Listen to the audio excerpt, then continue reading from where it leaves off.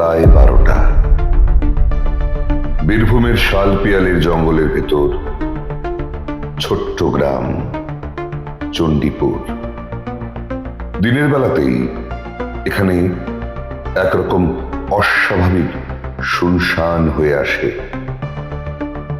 কিন্তু আজকের রাতটা যেন আরো ভারী, যেন বাতাসের ভেতর কারো চাপা শ্বাস লুকিয়ে আছে।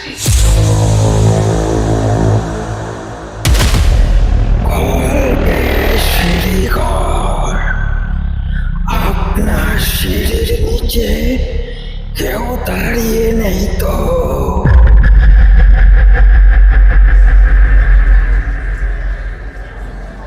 আবার একটা হলো, হে ভগবান, কে যে মরলো এবার? চলো দৌড়ো, গঙ্গারাম কাকার বাড়ির দিক থেকে আওয়াজ আসছে। লোকজন ছুটে গেল। গঙ্গারাম কাকার উঠোনে ঢুকে সবাই হা হয়ে দাঁড়ানো। মাটিতে পড়ে আছে গঙ্গারামের ইথর দেহ।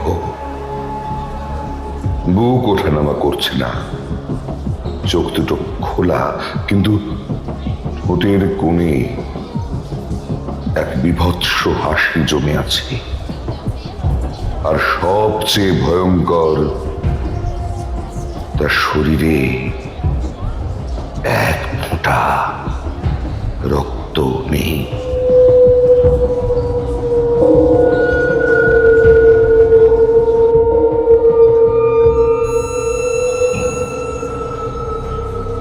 রক্ত নাই, আবার সেই রক্ত সন্ধ্যার অভিশাপ ফিরছে।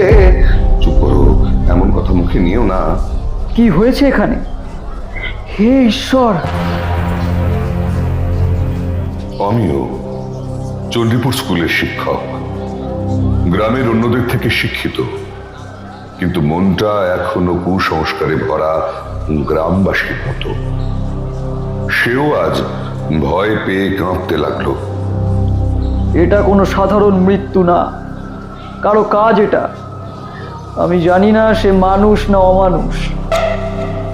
হঠাৎ বাতাসে আবার ভেসে এলো সেই বাঁশির সুর।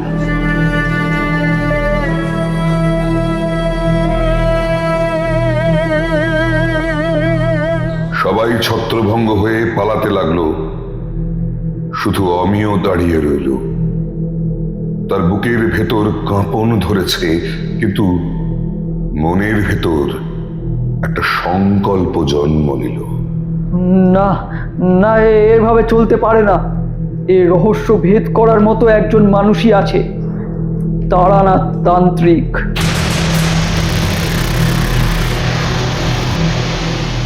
পরদিন সকালে গ্রামে শোক আর আতঙ্ক ছড়িয়ে পড়ল।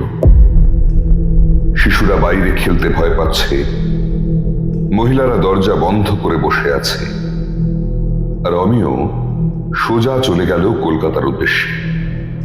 রথতলার পুরনো গলির এক চায়ের দোকানে বসে থাকা অদ্ভুত ব্যক্তিত্বময় মানুষটার খোঁজে। নমস্কার, আসলে আমি তারানাথ তান্ত্রিক বাবুর সঙ্গে দেখা করতে চাই। তান্ত্রিক মশাই এই পাশের ঘরে বসে আছেন, কিন্তু ওর কাছে গেলে সবাই ফেরে না আগের মতো। আমিও এগিয়ে গেল। ম্লান আলো, ধূপকাঠির ধোঁয়া, আর মাঝখানে বসে আছেন তারানাথ। কপালে সিঁদুরের টিপ, চুলগুলো এলোমেলো, কিন্তু চোখ দুটো অদ্ভুত দীপ্তিতে জ্বলছে। এসো আমিও, তোমার ছায়া অনেক দূর থেকে আমি টের পাচ্ছিলাম। আপনি আমার নাম জানেন? তোমার মনের ভেতর যে ভয় আর প্রশ্ন ঘূর্ণিঝড়ের মতো ঘুরছে, সেটা জানার জন্য নাম জানতে হয় না। আসলে আমাদের গ্রামে একটা ভয়ঙ্কর ঘটনা ঘটছে। মানুষ রক্তশূন্য হয়ে মরছে। তাদের মুখে একটা অস্বাভাবিক হাসি। সবাই বলছে এটা রক্ত সন্ধ্যার অভিশাপ। আপনি না এলে আমরা কেউ বাঁচবো না ঠাকুর মশাই।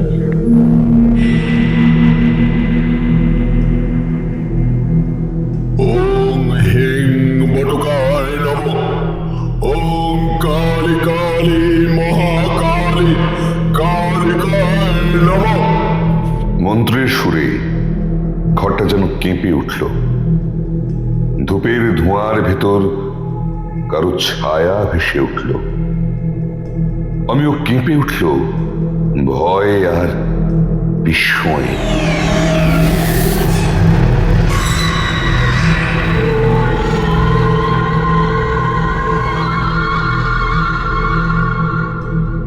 এটা সাধারণ অভিশাপ নয় আমিও। তোমাদের গ্রামে যে শক্তি জেগে উঠেছে তাকে বলে রক্ত সন্ধ্যা।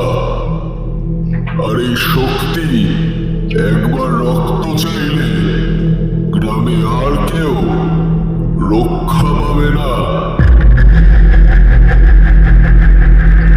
ঠাকুর মশাই, আপনি আসবেন তো আমাদের গ্রামে? হ্যাঁ, আমি আসব। তবে মনে রেখো আমিও, এই লড়াইয়ে রক্ত ঝরবে। হয়তো আমারও রক্ষা হবে না, তবুও সত্যের মুখোমুখি দাঁড়াতে আমাকে হবেই। এইভাবে শুরু হলো তারানাথ তান্ত্রিকের নতুন অভিযান। রক্ত সন্ধ্যার অশুভ ছায়ার বিরুদ্ধে এক ভয়ঙ্কর লড়াইয়ের যাত্রা।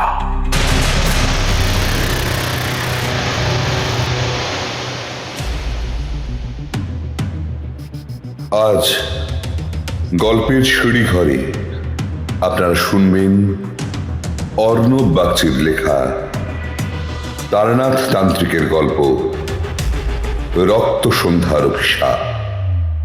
চলুন বেশি কথা না বাড়িয়ে শুরু করা যাক আজকের গল্প রক্ত সন্ধ্যার অভিশাপ। অমিয় আর তারানাথ গরুর গাড়ি চেপে চণ্ডীপুরের দিকে যাত্রা করল। সকালের আলোয় গ্রামের চারপাশটা শান্ত মনে হলেও বাতাসে চাপা অশুভতার গন্ধ ভেসে বেড়াচ্ছিল। আপনি জানেন, গ্রামের সবাই বলে এই মৃত্যুগুলো শুরু হয়েছে সেই পুরনো রাজবাড়ির কারণে। অনেক বছর আগে এখানে রাজাদের শাসন ছিল। তাদের এক রানী নাকি ভীষণ অকাল মৃত্যু বরণ করেছিল। তারপর থেকেই ওই রাজবাড়ি শাপগ্রস্ত। অভিশাপ কখনো মিথ্যে হয় না আমিও। মানুষের রক্তচক্ষু আর করুণ আর্তনাদ মিশে গেলে সেই শক্তি যুগের পর যুগ টিকে থাকে।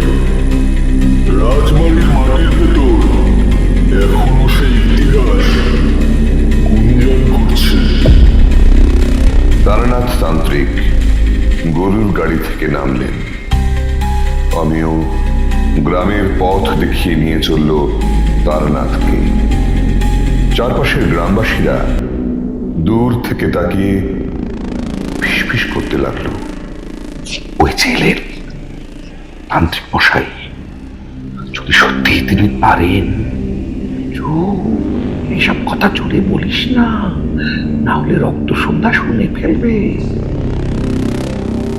অবশেষে তারা এসে দাঁড়ালো সেই রাজবাড়ির সামনে। অর্ধেক ভাঙা গম্বুজ, শ্যাওলা ধরা দেওয়াল, আর ভেতরে জঙ্গলের মতো গাছপালা। রাজবাড়ির ভেতর থেকে যেন অদ্ভুত এক হাহাকার ভেসে আসছিল।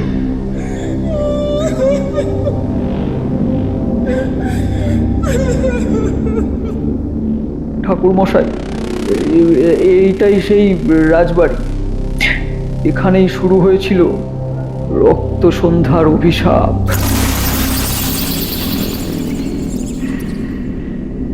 চলো ভেতরে যাই।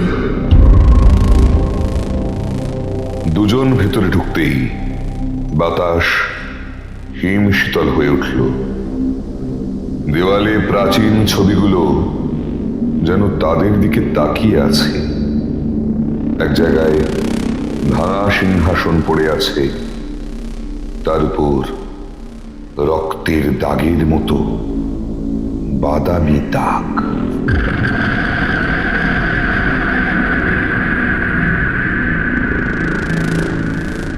এই দাগগুলো দাগগুলো এত বছর পরও শুকোয়নি।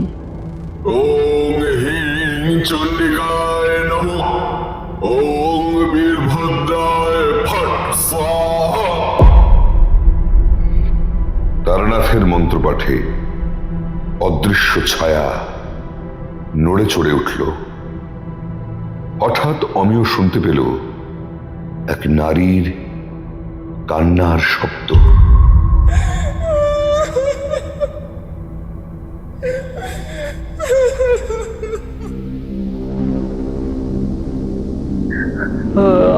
আপনি শুনলেন? কেউ কাঁদছে। শুনলাম। ও রানী, রাজবাড়ির শেষ রানী। তার প্রাণটা জোর করে কেড়ে নেওয়া হয়েছিল। তার রক্ত সন্ধ্যা এখনো শেষ হয়নি। আমিও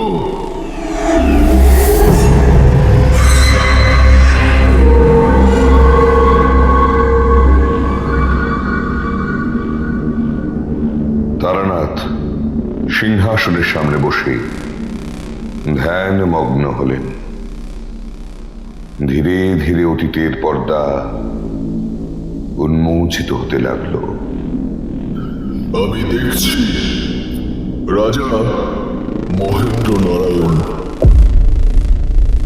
লালচে চোখ, হাতে তরবারি, তার পাশে দাঁড়িয়ে রানী সাদা শাড়িতে, গলায় কালো মুক্তোর হার। কিন্তু কিন্তু ওহ ওহ তারানাথের চোখে ভেসে উঠল সেই ভয়ঙ্কর দৃশ্য। রাজা নিজের হাতেই রানীকে বলি দিলেন, কারণ রাজপ্রাসাদে অজানা শক্তি আহ্বান করার জন্য মানুষের রক্ত দরকার ছিল। এটাই এটাই এই হত্যার অভিশাপ। আজও বেঁচে আছে।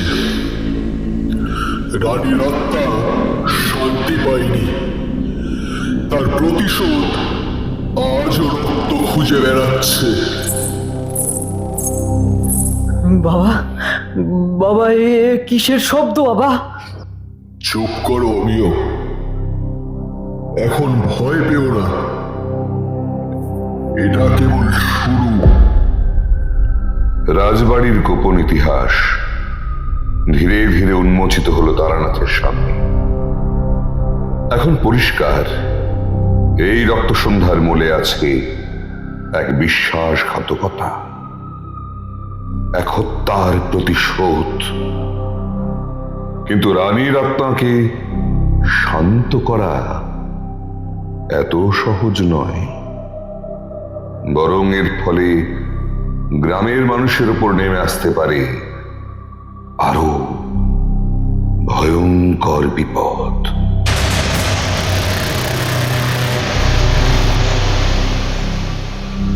চণ্ডীপুর গ্রামটা রাতে যেন আরো ভৌতিক হয়ে ওঠে। বাতাসে চাপা গন্ধ, চারদিকে অন্ধকার, আর আকাশে অর্ধেক চাঁদ।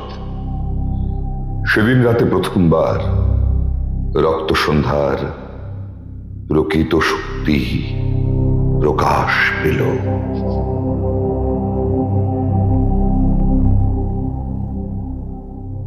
মা, আমি শুধু পুকুর ঘাট থেকেই জল নিয়ে আসব, এত ভয় কিসের? তান্ত্রিক মশাই তো এসেছেন। কিরণ ঘাটের দিকে এগোতেই আশপাশের গাছের পাতাগুলো অকারণে কাঁপতে লাগলো। হঠাৎ সে শুনতে পেল কারো কান্নার শব্দ।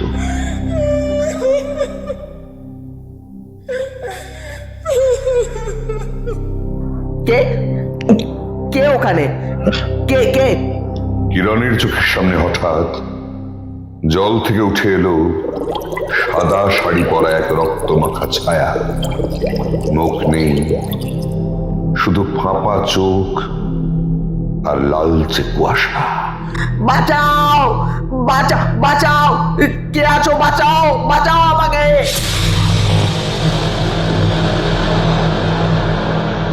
হে ভগবান, দেখো কিরণ মরে গেছে। শরীর শুকিয়ে কাঠ হয়ে গেছে, মনে হচ্ছে যেন সমস্ত রক্ত শুষে নিয়েছে কেউ। ঠাকুরমশাই, ঠাকুরমশাই, আপনি দেখছেন? এ তো স্পষ্ট রানীর আত্মা কাউকে ছাড়ছে না। এটা প্রথম আক্রমণ। এখনো এর প্রকৃত শক্তি প্রকাশ পায়নি। আজ রাতে আমি পূর্ণ প্রতিরক্ষা না করলে আরো অনেক প্রাণ যাবে। আমিও তারানাথ সেই রাতেই গ্রামে মাঝে বসালেন তান্ত্রিক আসর। চারদিকে রক্তচন্দন দিয়ে আঁকলেন মণ্ডল, মাঝখানে রাখলেন কপাল আর সর্পমুখী শঙ্খ। গ্রামবাসীরা ভয়ে কাঁপতে কাঁপতে চারপাশে দাঁড়িয়ে রইল। তারানাথ উচ্চ কণ্ঠে মন্ত্রোচ্চারণ করলেন। ওম কালী কালী মহাকালী, ওম কালিকায় স্বাহা, ওম রুদ্ররুদ্রায় নমঃ, ওম ছিন্নমস্তায় ফট স্বাহা। মন্ত্রপাঠ শুরু হতেই আকাশে কালো মেঘ জমল। বজ্রপাতের আলোয় হঠাৎ দেখা গেল সেই রক্তমাখা সাদা শাড়ির ছায়া ভেসে বেড়াচ্ছে রাজবাড়ির দিক থেকে।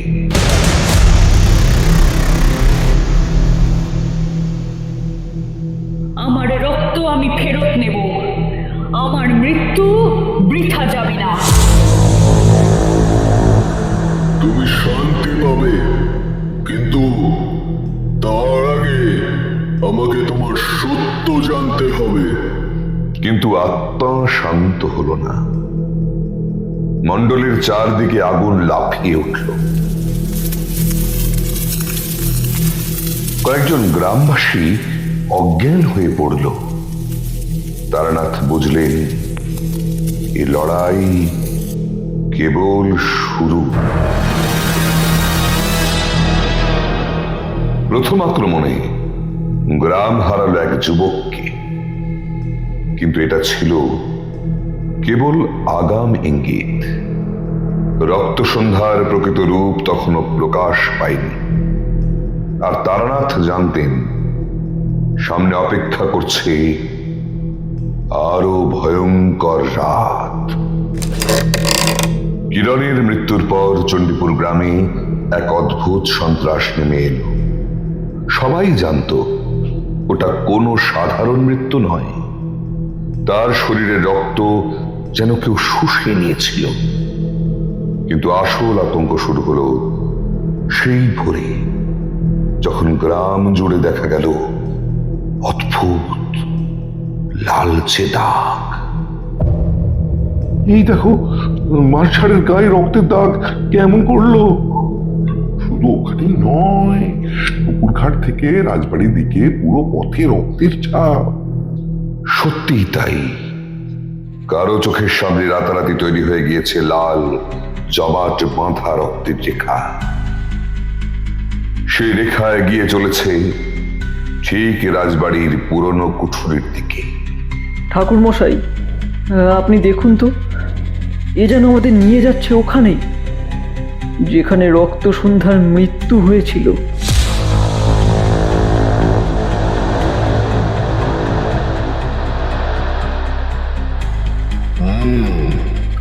আত্মারা সবসময় চিহ্ন রেখে যায়। এটা শুধু হুঁশিয়ারি নয়, আমন্ত্রণ।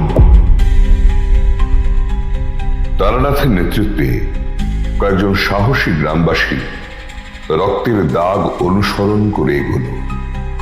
দাগগুলো ক্রমশ ঘন হয়ে উঠছে। মাটির উপর লাল কাদা যেন শুকোতে শুকোতেও টাটকা রক্তের গন্ধ ছড়াচ্ছে। মশাই, আমার খুব ভয় করছে। এই পথে গেলে আমরা ফেরত আসবো তো? ভয় পেও না, আমি আছি।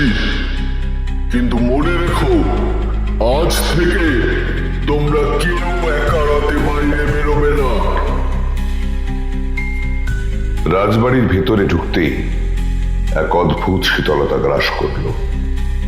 ভাঙাচোরা দেওয়ালে, পুরনো ছবির ফ্রেমে, এমনকি ভগ্ন সিঁড়ির ধাপে সবখানেই রক্তের ছাপ। যেন শতাব্দীর অভিশাপ জমে রয়েছে এই বাড়িতে। এ যেন পুরো রাজবাড়ি রক্তে রাঙানো। কিন্তু এত রক্ত এলো কোথা থেকে? এ রক্ত নয় অমিয়, এ আত্মার প্রতীক। মৃতের যন্ত্রণা যে আকার নেয়, সেই রক্ত সন্ধ্যার ছাপ। আমার রক্ত, আমার প্রতিশোধ, তোমরা সবাই মরবে।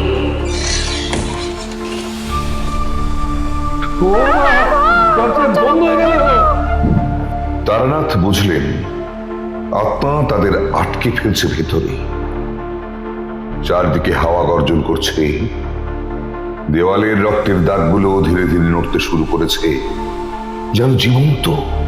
ওম কালী কালী মহাকালী, ওম কালিকায় স্বাহা। মন্ত্রপাঠের সঙ্গে সঙ্গে রক্তের দাগগুলো হঠাৎ থেমে গেল। কিন্তু এক মুহূর্ত পরেই সিঁড়ির মাথায় দেখা গেল রক্ত সন্ধ্যার ছায়া। লম্বা চুল ঝুলছে, চোখ নেই, মুখ থেকে লাল ধোঁয়া বেরোচ্ছে। সেই রাতে রাজবাড়ির ভেতরে প্রথমবার আত্মা পুরো রূপে ধরা দিল। আর তারানাথ জানলেন এ লড়াই কেবল মন্ত্রে থামানো যাবে না, সত্য উদ্ঘাটন করতেই হবে। না হলে এই রক্তের ছাপ ছড়িয়ে পড়বে সারা গ্রামে।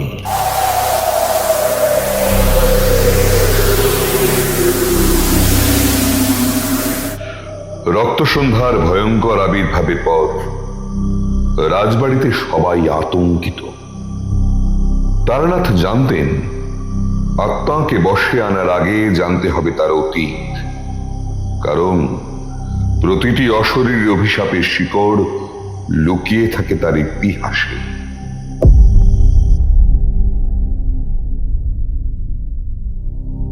ঠাকুর মশাই, এ যেন এক ভয়ঙ্কর দুঃস্বপ্ন। রক্ত সন্ধ্যা কে ছিল? কেনই বা সে এত প্রতিশোধে পাগল? প্রত্যেক আত্মার জন্ম হয় অন্যায়ের বীজ থেকে। রাজবাড়ির ভেতর যা ঘটেছিল তার সত্যিটা আমাদের জানতেই হবে। আমিও রাজবাড়ির পুরনো আসবাব ঘেঁটে বের হলো এক বাক্স। ভেতরে ধুলো জমা নথি, ভাঙা ছবি আর কিছু পুঁথি। রক্ত সন্ধ্যা ছিল রাজা নরসিংহ রায়ের দ্বিতীয় স্ত্রী, কিন্তু রাজা তাকে কখনো প্রকাশ্যে স্বীকার করেনি, কারণ সে নাকি নিম্নবর্ণের পরিবার থেকে আসা। মানে এই অভিজাত রাজবাড়ি লুকিয়ে রেখেছিল এমন লজ্জাজনক সত্য? রক্তসন্ধ্যা ছিলেন এক অসাধারণ সুন্দরী, কিন্তু রাজবাড়ির রানীরা তাকে কখনো মেনে নেননি।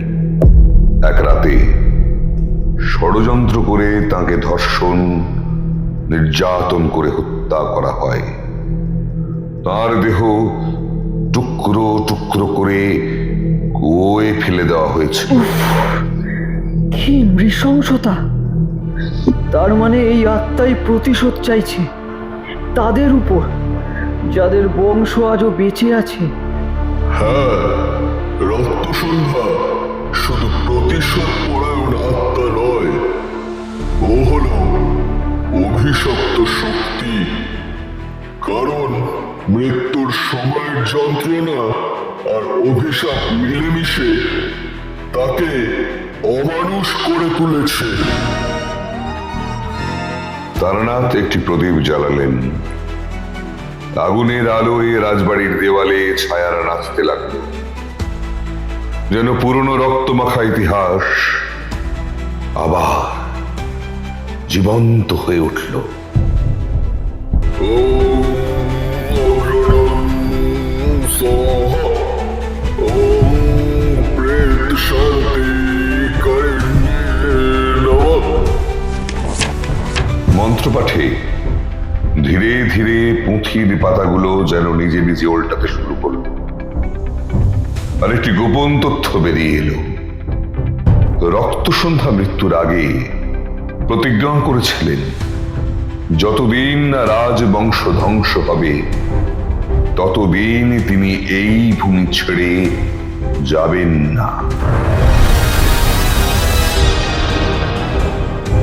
ঠাকুর মশাই, তাহলে তো পুরো গ্রামের বিপদ, কারণ গ্রামবাসীরাও তো এই বংশের ছায়াতলে আছে। সেই কারণে আমাকে ডাকতে হয়েছে অভিনব। এ আত্মা শুধু মন্ত্রে শান্ত হবে না, সত্যটাকে সামনে আনতে হবে। না হলে এই রক্তের অভিশাপ সারা গ্রামকে গ্রাস করবে। এক মুহূর্তের জন্য চারদিক নিস্তব্ধ হয়ে গেল, কিন্তু পরের মুহূর্তেই কানে ভেসে এলো অদ্ভুত কান্নার আওয়াজ।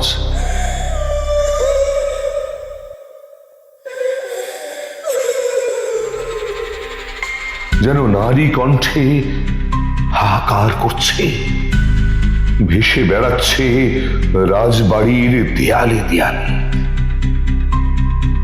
আমার দাহ, আমার অপমান, আমাকে মুক্তি দাও, অথবা সবাই মরে যাও। রক্তসন্ধ্যা শুধু প্রতিশোধ চাইছে না, সে মুক্তিও চাইছে। আর এই মুক্তি দিতে হলে তারানাথকে মুখোমুখি হতে হবে রাজবংশের অন্ধকার ইতিহাসের সঙ্গে, যে ইতিহাস কেউ কখনো প্রকাশ করতে চায়নি।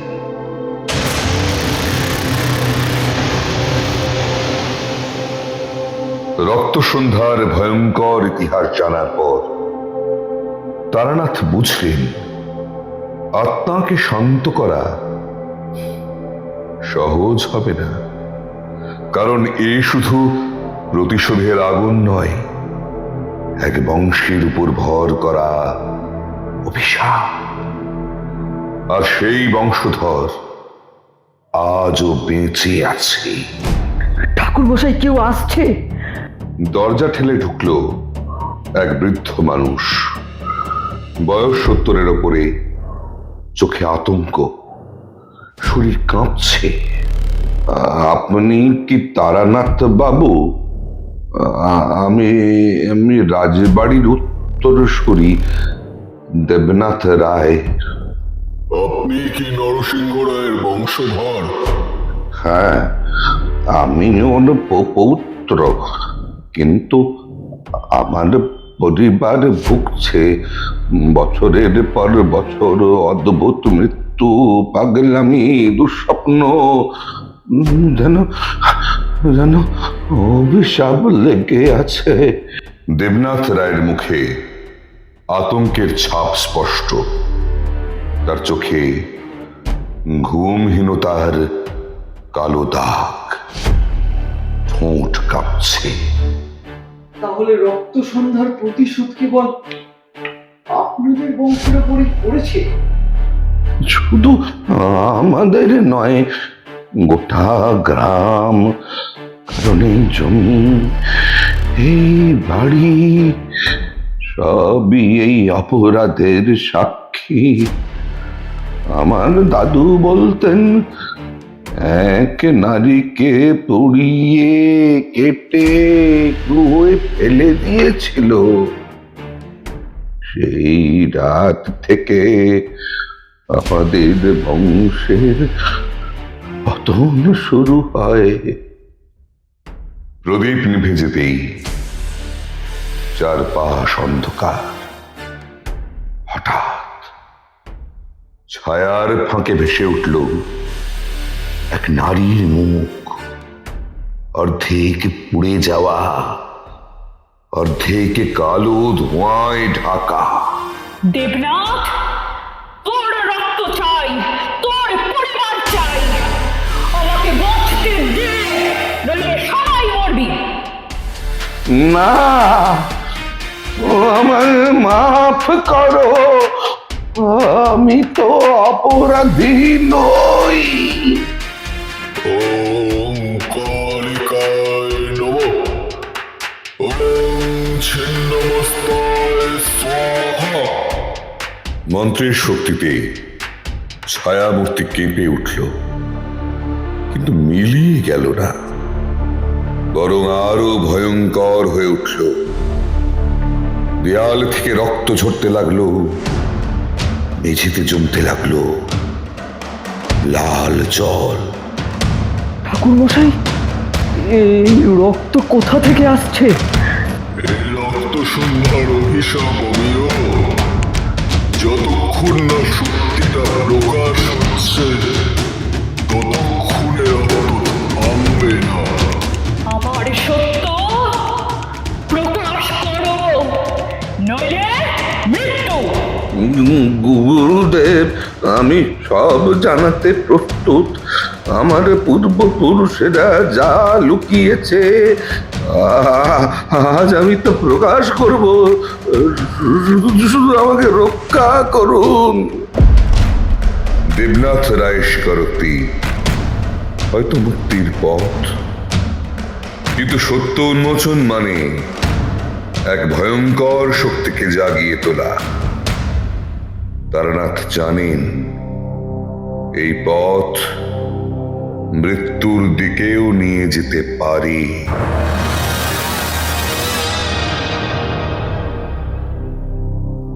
রক্ত সন্ধ্যার অভিশাপ ভাঙার একমাত্র পথ বলির মঞ্চ।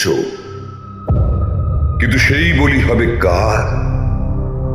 দেবনাথ রায়ের রক্তে শোধ হবে শতাব্দীর প্রতিশোধ, নাকি তারানাথ খুঁজে বের করবেন অন্য কোনো পথ?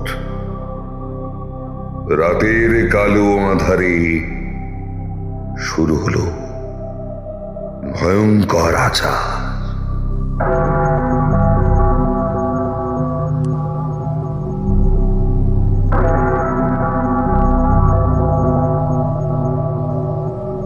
ঠাকুর মশাই, এখানে এই অন্ধকার মন্দিরে আচার করবেন?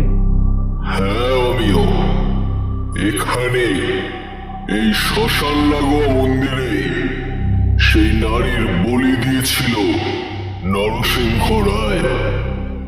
এখানে তার আত্মা বন্দি আছে। এখন তার মুক্তির জন্য আচার করতে হবে। মন্দিরের ভেতরটা অন্ধকারে ঢাকা, ভাঙা শিবলিঙ্গ, ছেঁড়া লতা পাতায় ঢাকা চত্বর, আর মাটির নিচ থেকে উঠে আসছে এক অদ্ভুত গন্ধ, পোড়া মাংসের মতো।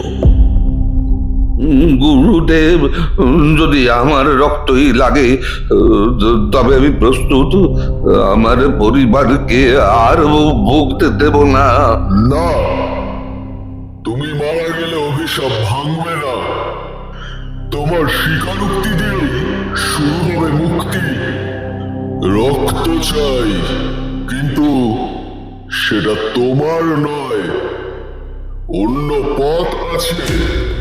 ওম কালী কালী মহাকালী, ওম কালিকায় স্বাহা, ওম প্রেতেশ্বরী ভদ্রকালায় নমঃ, অঘোরে রুদ্র ভৈরবায় নমঃ, ওম ফট স্বাহা।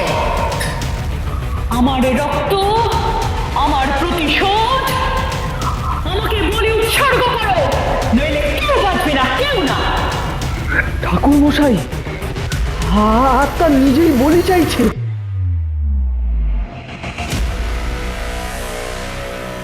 ওর শরীর তো নেই, আমিও বলি দিতে হবে প্রতীকী রক্ত।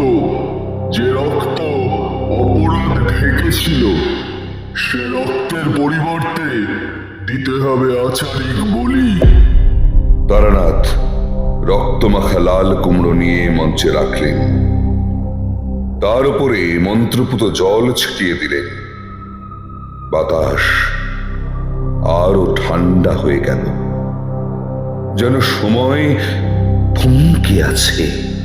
ওম ছিন্নমস্তায় স্বাহা, প্রেত বিনাশায় স্বাহা, অভিশাপ মোচনায় স্বাহা।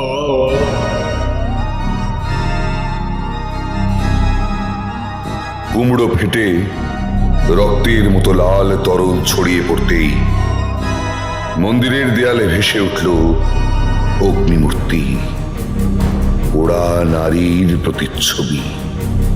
তার চোখ দুটো রক্ত জবার মতো লাল, কণ্ঠে কান্না আর ক্রোধ। আমার সত্য প্রকাশ করো, বলি দিয়ে মুক্তি হবে না। সত্য ছাড়া আমি কাউকে শান্তি দেব না। গুরুদেব, আমি বলবো, সব বলবো। আমার পূর্বপুরুষেরা ওনাকে অন্যায়ভাবে পটিয়েছিল, ওনাকে মিথ্যে অপবাদ দিয়েছিল। আমি শপথ করছি, অন্তর থেকে ওনার নাম ইতিহাসে সত্য হয়ে থাকবে। দেবনাথ রায় স্বীকারোক্তির সঙ্গে সঙ্গে আগুনের প্রতিচ্ছবি কেঁপে উঠল। হাহাকার ধীরে ধীরে থেমে গিয়ে বাতাসে ভেসে উঠল এক মৃদু দীর্ঘশ্বাস, যেন শতাব্দীর অভিশাপ ভাঙার শব্দ। ঠাকুর মশাই, মনে হচ্ছে আত্মা মুক্তি পেল। না, আমিও এটাই শেষ নয়।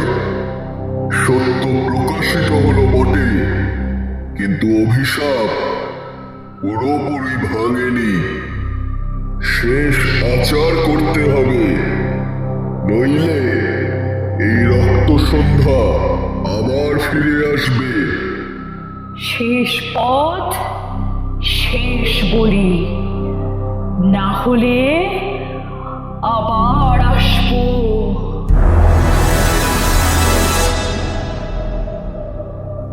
মুক্তি আসুন, কিন্তু শেষ আচারই নির্ধারণ করবে এই ভূমি অভিশাপ মুক্ত হবে নাকি চিরকাল রক্ত সন্ধ্যার ছায়ায় ঢাকা থাকবে।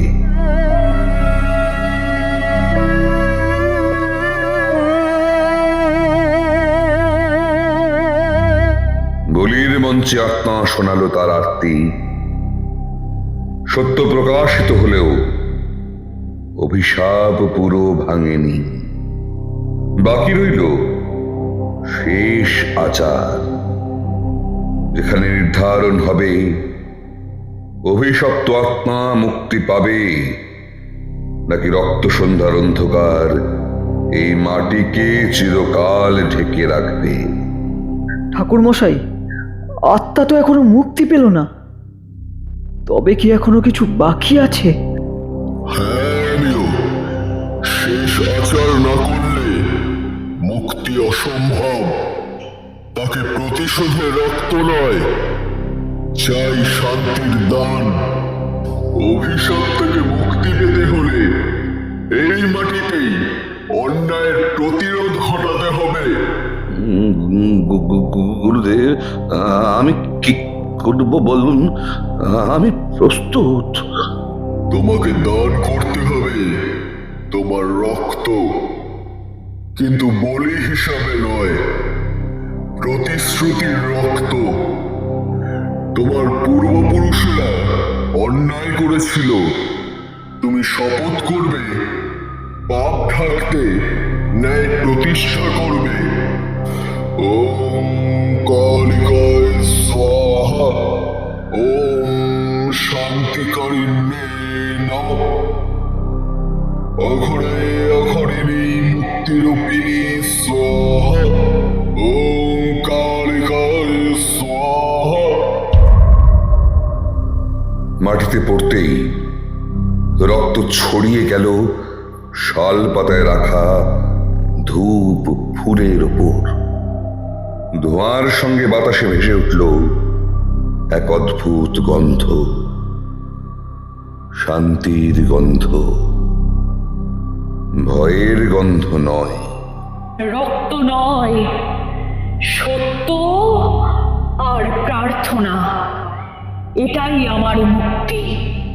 শতাব্দীর পর প্রথমবার সেই ধ্বংসপ্রাপ্ত মন্দিরে এক অদ্ভুত দীপ্তি ছড়িয়ে পড়ল। পোড়া নারীর প্রতিচ্ছবি ধীরে ধীরে মিলিয়ে গিয়ে রূপ নিল শান্ত এক দেবী মূর্তির। তার চোখে আর প্রতিশোধ নেই, আছে প্রশান্তি। ঠাকুর মশাই, ঠাকুর মশাই দেখুন, ও হাসছে। আমি মুক্ত। এই রক্ত সন্ধ্যা শেষ হলো। আমি প্রতিশ্রুতি দিচ্ছি, এই ভূমিতে আর অন্যায় হবে না।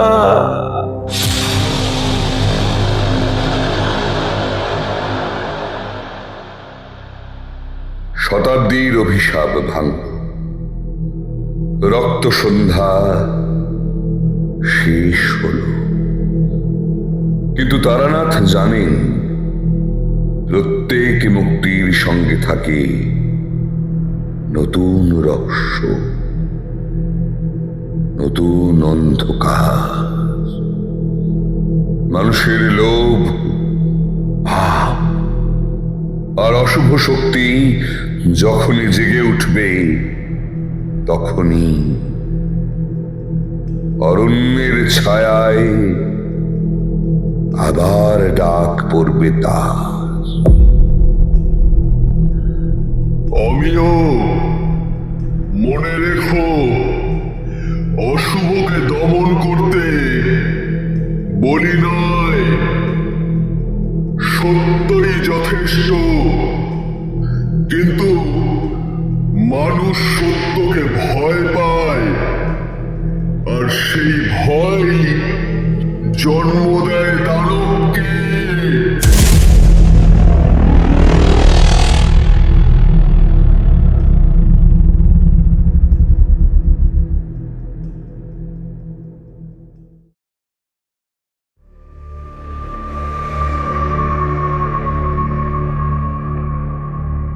শেষ হলো অর্ণব বাগচির কলমে তারানাথ তান্ত্রিকের গল্প রক্ত সন্ধ্যার অভিশাপ। গল্পের সিঁড়িঘরের আজ ছিল প্রথম উপস্থাপনা।